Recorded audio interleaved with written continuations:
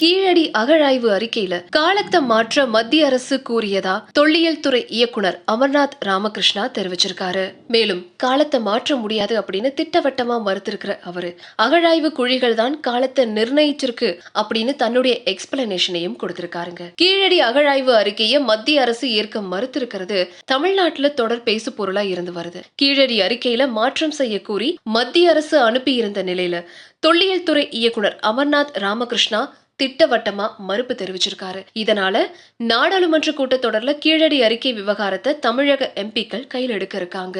இந்த நிலையில தான் தொல்லியல் துறை இயக்குனர் அமர்நாத் ராமகிருஷ்ணா பேசும்போது கீழடியின் காலத்தை மாற்றணும் அப்படின்னு சொன்னாங்க. ஆனா காலத்தை மாத்த முடியாது, ஏன்னா காலம் அப்படிங்கிறது நான் நிர்ணயிச்சது கிடையாது. கீழடியின் அகழாய்வு குழிகள் தான் காலத்தை நிர்ணயிக்குது.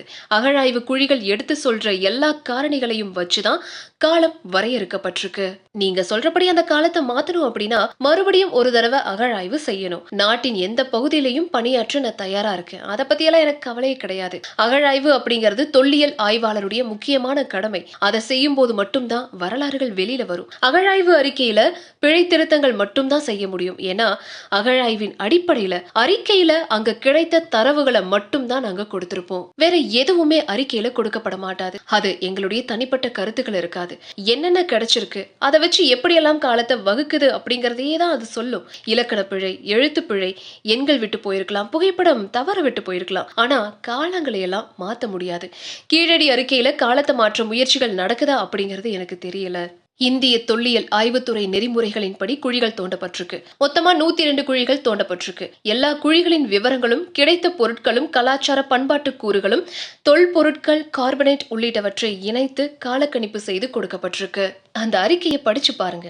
அதுக்கு மேல சொல்றதுக்கு எதுவும் இல்ல. கீழடி ஆய்வறிக்கை அப்படிங்கிறது இந்தியாவின் ஒரு கலாச்சாரம். சிந்து சமவெளி நாகரிகம், வேத நாகரிகம், குப்தர்கள் அப்படின்னு தான் வரலாற்றை படிச்சுட்டு இருக்கிறோம். சங்க காலத்தை பத்தி அறிவதற்கான ஒரு செயல். 300 BC-யிலிருந்து 300 AD வரைக்கும் காலம் கொடுத்திருக்கும். இலக்கியம் அடிப்படையில அந்த காலத்தையும் நாங்க கொடுத்திருக்கோம். இலக்கியம் சொல்லும் ஆதாரத்தின் அடிப்படையில அகழாய்வு நடந்திருக்கு. இன்னும் தமிழ்நாட்டின் பல்வேறு பகுதிகளில் அகழாய்வு செய்யும் போது சங்க காலத்துல சொல்லப்பட்டது உண்மை அப்படிங்கிறது தெரிய வரும். அப்படிதான் பார்க்கணும். 50 ஆண்டுகளுக்கு முன்னாடி கீழடி பற்றி நம்ம கண்டுபிடிச்சிருந்தா வரலாற்று புத்தகங்களை படிச்சுட்டு இருப்போம் அப்படின்னு சொல்லியிருக்காரு. உங்க கையால ஓபன் பண்ணுங்க.